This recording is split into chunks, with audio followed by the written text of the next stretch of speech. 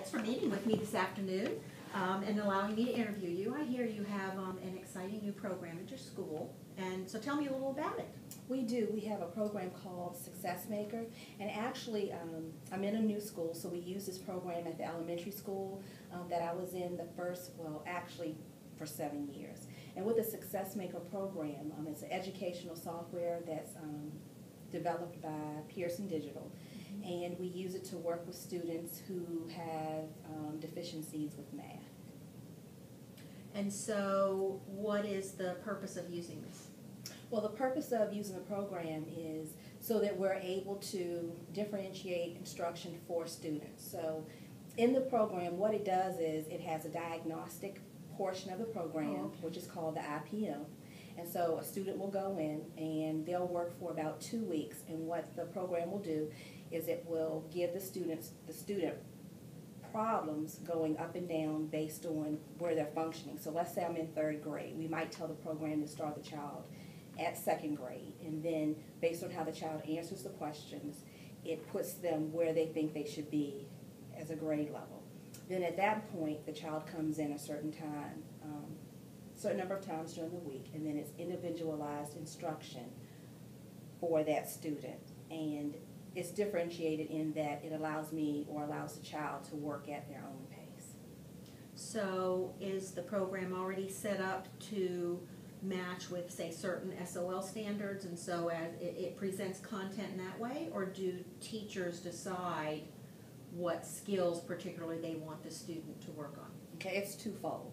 So the program is actually set up so that children go into another lab where there is a paraprofessional that works with those students all day.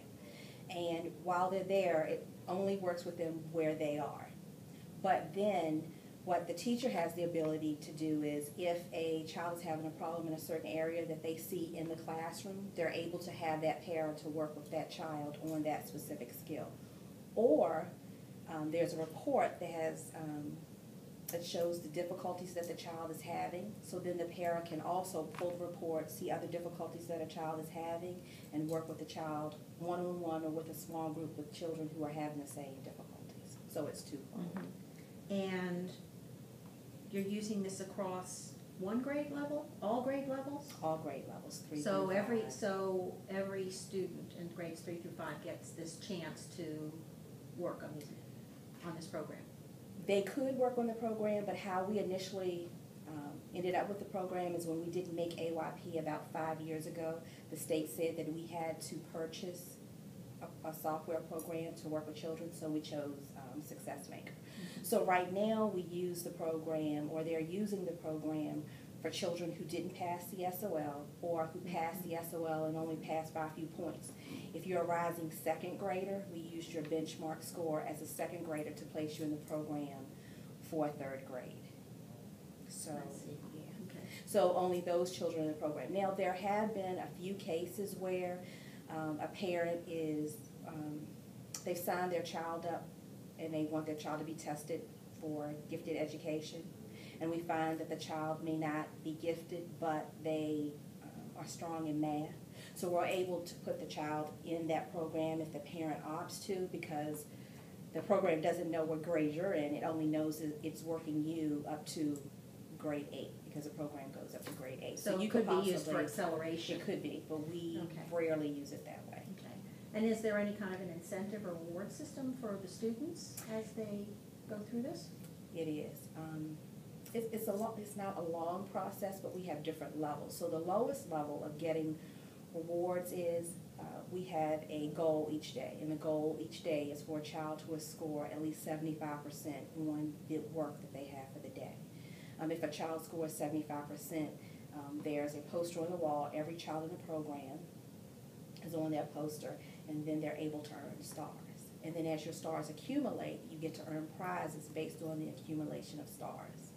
We also have a level, if you're the high scorer for the day, your name goes on the board, and then there's a drawing, and then there's a specific prize that the child could win.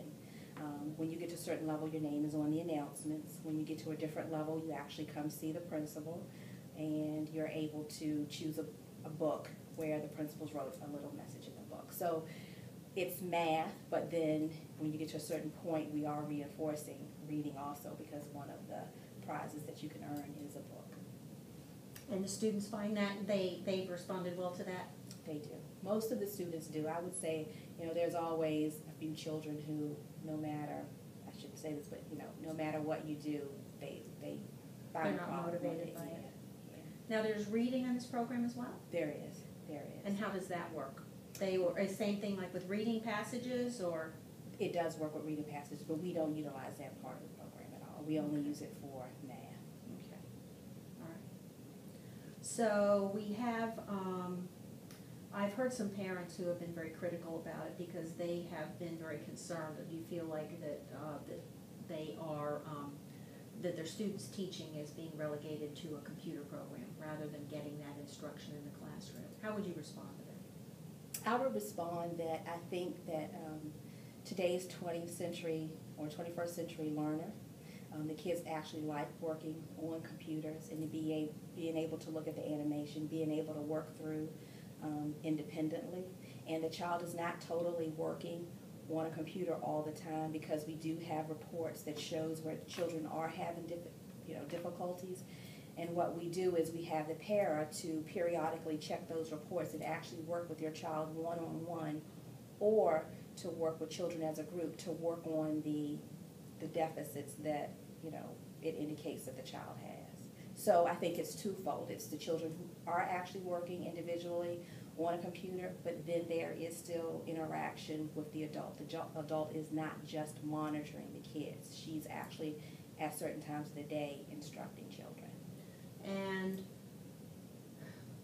it sounds like from what you said, so that there's actually opportunities for parents could get feedback on, this is a specific skill your child needs help with, so then they could work with them at home. They could.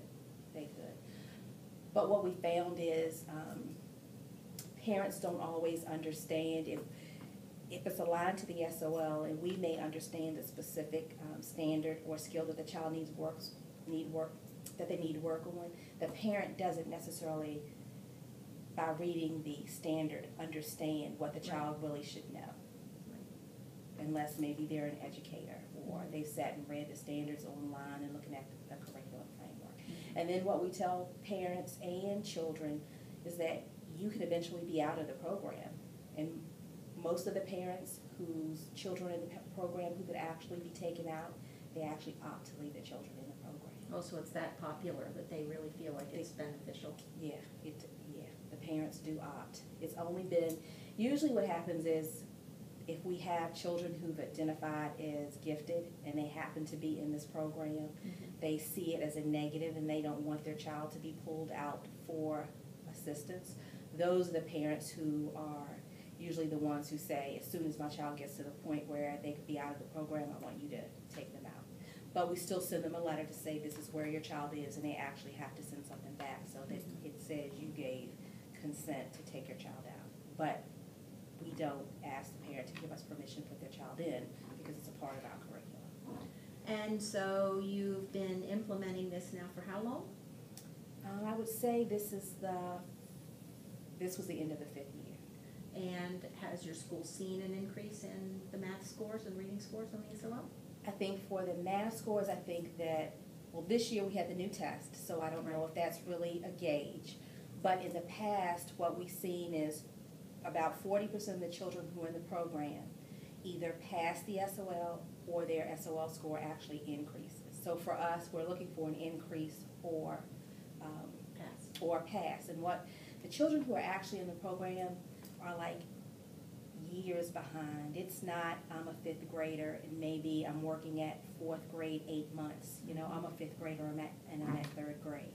So it's really hard, even though we want the child to be successful, it's really hard to say that a child who is in the 5th grade who's working at 3rd grade is actually going to reach, 5th grade. Right. In 1 year. Right. And they work in the program 15 minutes a day, 5 days a week. So it sounds like it's had some success, and it sounds like it's been something that has that's working in your school. We think so. Okay. Well, that sounds great, and look forward to hearing more success from Success Maker. Thank you. Thanks. Thank you.